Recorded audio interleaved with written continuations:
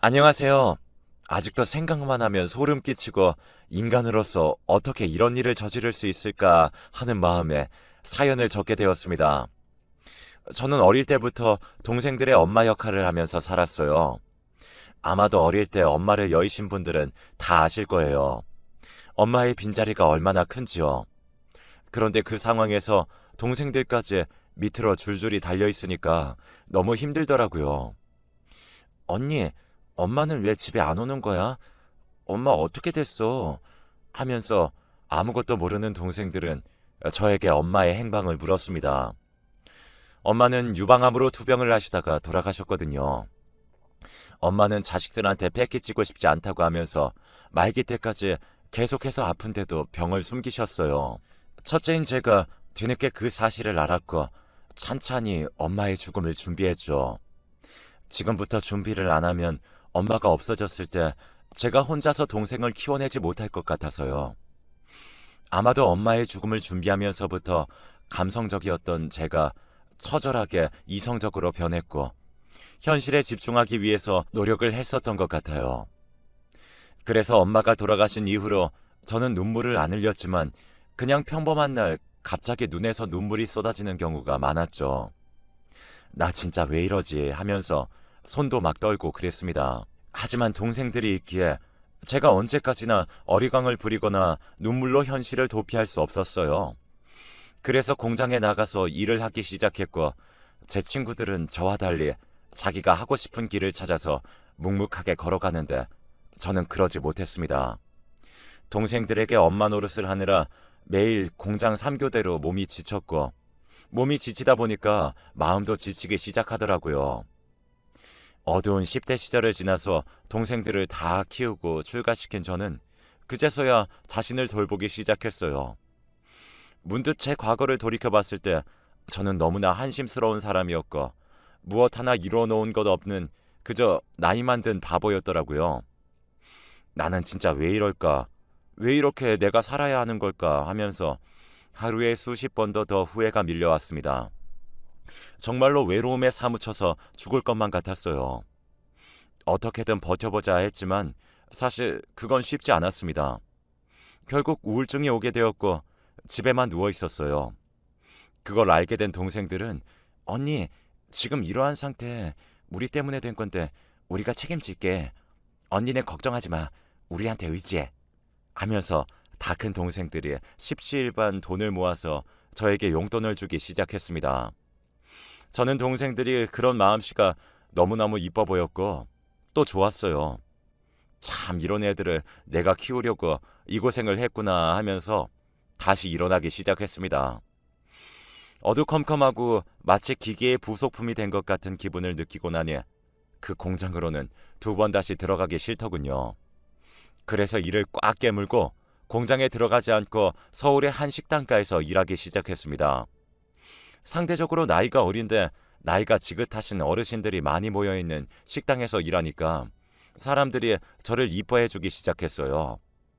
그때 한 아주머니께서 저를 보시더니 아이고 이렇게 고운데 이렇게 어린 나이부터 어찌 이런 고생을 하면서 사는 거야?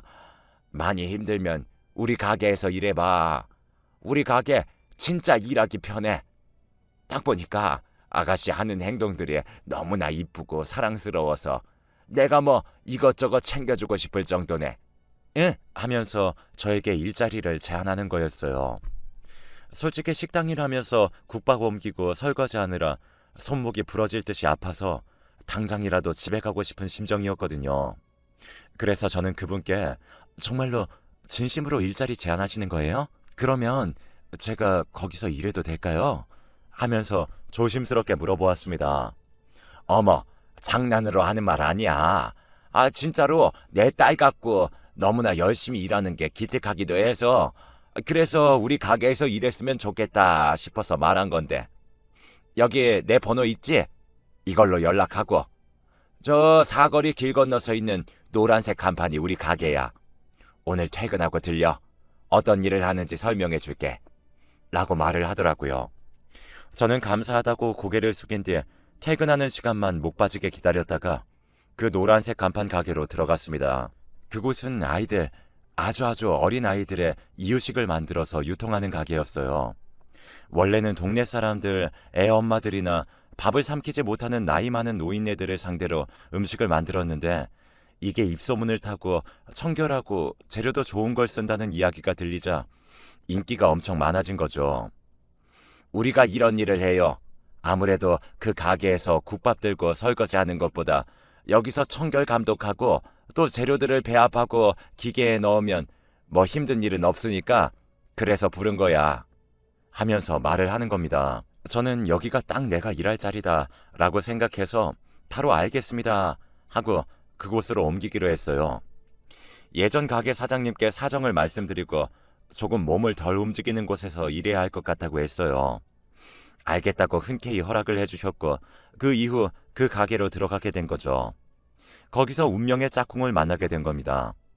아니, 그때까지만 해도 운명의 짝꿍인 줄 알았죠. 돌이켜보면 절대로 운명의 짝꿍이 아닌데 말이죠. 한참 일을 하고 있는데 가게 문을 활짝 열고 들어오는 아주 장신의 얼굴이 번지르르한 남자가 보이는 겁니다. 순간 놀랐고 저기 누구세요? 라고 하자 그 남자가 되려 그쪽은 누구세요? 라고 하더라고요. 저 여기 일하는 사람인데요? 라고 하니까 그 남자는 여기서 일하시는 분이시구나. 저 여기 사장님 아들입니다. 온라인 유통 맡고 있어서 대부분 재택으로 근무하고 있고요. 못 보던 사람이라서 좀 놀라신 모양인데 집에서 일해도 가끔씩 재고랑 물건 파악 때문에 가게 출근하니까 얼굴 익혀두시는 게 좋을 거예요. 어머, 아들 왔어? 이번에 내가 새로 채용한 직원이야. 둘이 나이도 비슷하니까 낯가리지 말고 사이좋게 지내? 라고 하면서 사장님이 창고에서 나오는 겁니다. 사장님 아들이시구나. 이렇게 잘생기고 키도 큰 사람이 아들로 있으니까 얼마나 든든할까. 또 저런 남자는 누가 데려갈까 하면서 곰곰이 생각에 빠졌습니다. 조금은 울적하기도 했어요. 나도 좋은 부모님 밑에서 자랐다면 지금쯤 저 남자처럼 멋진 남자와 연애하면서 행복하지 않을까 하고요.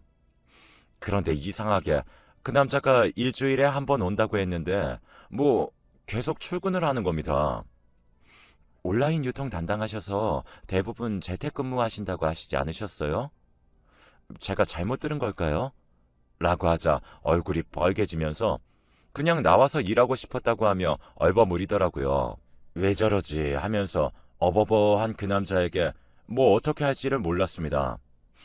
그렇게 조금은 어색한 침묵이 흐르던 그때 갑자기 그 남자가 제 번호를 물어보더라고요.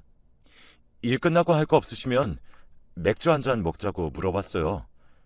저는 진짜 너무 놀랐지만 놀란 마음을 숨기고 좋다고 알겠다고 하면서 뭘까 생각했습니다.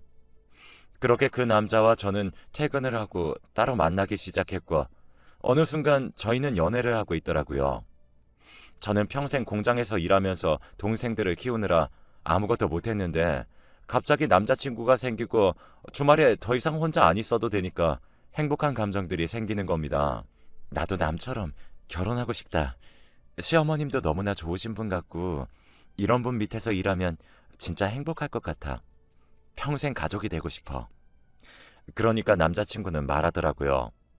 제가 정말 착하게 자기 엄마 가게에서 일하고 조용조용한 성격이 너무나 마음에 들었다고. 그래서 용기 내고 번호 물어본 거고 원래 집에서 근무해도 되는데 일부러 나온 거라고 하면서요. 감동이었죠. 누군가 나를 좋아해줘서 용기를 내준다는 것 자체가 저에겐 커다란 행운이었고 놓치고 싶지 않은 기회였습니다. 저보다 나이가 조금 많았던 남자친구는 이미 저 모르게 저와의 결혼을 생각해 뒀더라고요. 그래서 본인의 엄마한테 저와 교제를 한다는 사실을 말했고 청혼할 거라고 미리 언지를 해두었던 것입니다. 나중에 사장님이 저에게 와서 우리 아들이랑 사귀냐고 물어보더라고요. 저는 조금 당황했고 아무래도 저 같은 사람이 자기 아들이랑 사귄다는 사실을 말하면 어느 부모가 좋아할까 싶어서 저는 당황해서 식은땀을 흘렸습니다. 그런데 의외로 어머님은 아주 쿨하게 우리 아들이 다른 부분에서는 아직 많이 부족한데 이런 아들을 사랑해주는 우리 직원이 진짜 이뻐 보이네. 얼굴에 긴장한 거 풀어. 내가 뭐라고 한마디 할까봐 그렇게 긴장한 거야? 우리 아들이 맨날 집에서 여자친구랑 결혼하고 싶다고 하면서 노래를 부르는데 뭐 난 터치 안 할 테니까 둘이 한번 잘해봐 라고 말하는 겁니다. 저는 정말 다행이라고 생각하고 가슴을 쓸어내렸습니다. 욕을 엄청 먹을 줄 알았거든요. 네가 뭔데 직원 주제에 우리 아들이랑 사귀냐고, 우리 아들이 얼마나 대단한 줄 아냐, 뭐 이런 말들로요. 다행스럽게도 그런 일은 벌어지지 않았고 마음 편하게 연애를 지속할 수 있었습니다.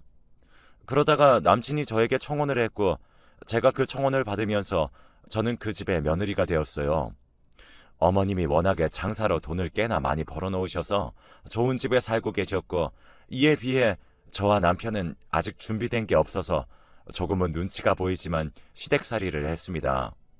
그런데 걱정하는 것과는 달리 저는 정말로 시댁살이가 너무너무 행복했어요. 제가 위에서 말씀드렸다시피 제가 일찍 엄마가 돌아가셔서 항상 어른의 사랑이 그리웠거든요. 그런데 어머님이 그런 저의 사정을 알고 제 등을 토닥이면서 저를 위로해 주니까 제가 몸둘 바를 모르고 진짜 행복하다고 느낄 정도로 매일 좋았습니다. 우리 며느리 밥 먹어야지 하면서 아침을 차려주는 것은 물론이요. 제가 겨울에 빙판을 걷다가 넘어졌을 때도 우리 며느리 아프면 안 된다고 항상 조심해야 한다고 하면서 엉덩이에 먼크림까지 발라줄 정도로 가까운 사이가 되었어요. 저는 진짜 어머님한테 너무나 고마웠고 내게 새로운 엄마가 생긴 것처럼 시어머니와 가까이 지냈습니다. 하루 종일 거의 매일 붙어 있는다고 해도 과언이 아니었어요. 아침에 일어나면 어머님이랑 같이 출근하고 가게에서 일을 하는데도 지루하다는 생각이 안 들고 항상 어머님이 저에게 잘해주시고 배려를 해주시니까 힘든지도 몰랐죠. 오히려 시간이 지날수록 남편과 사이는 조금씩 멀어지는데 어머님과는 가까워졌습니다. 결혼을 하고 나니까 연애 때는 안 보였던 것들이 점점 조금씩 보이기 시작했고 머릿속이 혼란스러워졌어요. 솔직히 지금에서야 말하지만 남편은 결혼 이후로 제가 잡은 물고기라고 느껴진 건지 막 다른 여자들, 예전에 동기였던 애들한테 연락해서 심심하다고 만나자고 한 적도 있어서 제가 그걸 알고 화낸 적도 있었고요. 또 여자 나오는 술집에 군대 동기들이랑 같이 간 걸 저한테 들킨 적도 있었죠. 신혼 초부터 그런 짓거리들을 하는데 제가 열이 너무 받고 정말 속상하더라고요. 그때마다 저를 위로해준 사람이 시어머님이었습니다. 저 대신 남편한테 더 화를 내주시고 다시는 그런 짓 하지 말라고 하면서 목이 쉬어라 소리를 질러준 사람이었죠. 그래서 제가 버틸 수 있었어요. 내가 남편 복이 있는 줄 알았는데 남편 복은 개뿔. 남편 복이 아니라 시부모 복만 있고 나머지는 꽝이구나 하면서 포기하고 있었습니다. 그런데 그때 남편이 무슨 헛바람에 든 건지 사업을 하겠다고 이제 온라인 유통은 다른 사람한테 맡겨버리라고 하는 겁니다. 저는 갑자기 무슨 소리냐고 당신이 하던 일을 누구한테 맡기냐고 하며 완히 벙벙한 표정을 지었고 남편은 모르겠다고 알았어? 라고 하면서 자기 사업을 시작해버렸습니다. 아무래도 속으로는 자기 엄마는 가진 것도 없는데 자기보다 돈을 많이 벌고 그런 게 부러웠던 모양이죠. 저는 참 지 엄마한테 질투를 느끼는 사람도 있구나 하며 그런 남편의 행동에 하나하나 더욱더 보기 싫어졌습니다. 그러다가 일이 터진 거였어요. 어머님이 뇌졸중으로 쓰러지셨고 가게 운영이 올스톱 되었습니다. 다행히 긴급수술로 혈관을 뚫고 상황을 안정시켜 목숨을 건질 수 있었어요. 하지만 후유증으로 반신마비가 오게 되었고 집에서 간호를 해야 하는 상황이 되어버렸습니다. 저는 일을 그만두고 친엄마 같은 어머님을 돌보기 시작했어요. 일주일마다 언어치료, 물리치료를 해드리려고 힘든 몸을 이끌고 병원에 가는 그 순간에도 남편은 자기 사업하느라 바쁘다고 얼굴 한번 비치지 않더군요. 뭐 이런 망나니가 다 있나 싶었습니다. 저놈이 사람 새끼인지 지 먹고 살기 바쁘다고 지 엄마 쓰러졌는데도 남 취급을 하는데 진짜 지긋지긋하고 확 이혼해버리고 싶다는 생각이 간절했어요. 그래도 어쨌든 일은 해야 하니까 남편과 제가 교대로 번갈아 가면서 어머님을 간호했습니다. 그러다가 남편 사업이 폭삭 망하면서 집안에는 계속 남편이 있게 되었습니다. 그래서 저 대신에 남편이 더더욱 어머님을 많이 간호하기 시작했어요. 저는 어머님 가게를 어떻게든 계속해 보겠다고 안간힘을 쓰느라 매일이 짐 빠지는 날이었죠. 일하고 돌아온 날에는 어머님 손을 잡으면서 어머님, 이렇게 힘든 일을 어떻게 혼자서 이루어내신 거예요? 이렇게 많은 돈을 버셨으면 이젠 편하게 노후에 여행도 다니시면서 쉬셔야 했는데 왜 그러지 못하고 이렇게 누워만 계세요? 어머님, 저 정말 딸처럼 대해주셔서 감사해요. 어머님은 제 마음속에 있던 결핍을 채워주신 유일한 사람이자 저에게는 진짜로 소중한 존재예요. 비록 어머님이 제 이야기를 지금 듣고 계시는지 모르겠지만 제 진심 이렇게나마 전하고 싶네요. 하면서 어머님 손을 잡으며 잠에 들었습니다. 매번 힘들 때마다 자고 있는 어머님의 귓가에 저에 대한 이야기를 털어놓으며 그동안 어머님에게 느낀 감사함들을 모두 말해드렸어요. 그러면 속 안에 있는 쌓인 것들이 다 풀린 듯한 기분이 들면서 시원했거든요. 저는 매일 남몰래 기도를 했습니다. 하늘에 외쳤어요. 우리 어머님 진짜로 열심히 살았으니까 제발 한 번만 일어나실 기회를 달라고. 그 기회 딱 한 번만 기회 주시면 내 모든 것을 걸고 열심히 살겠다고 했죠. 그렇게 제가 애원을 했지만 하늘은 무심했습니다. 결국 어머님은 끝끝내 버티지 못하고 돌아가셨어요. 아무래도 뇌졸중이 온 후에 합병증으로 폐 쪽에 이상이 생겼는데 그게 어머님을 벼랑 끝까지 몰아넣은 거죠. 저는 하염없이 눈물만 나왔습니다. 장례를 진행해야 하는데 입관을 하고 나니까 정말로 쓰러질 것 같더군요. 친엄마를 보낼 때만큼 힘들었습니다.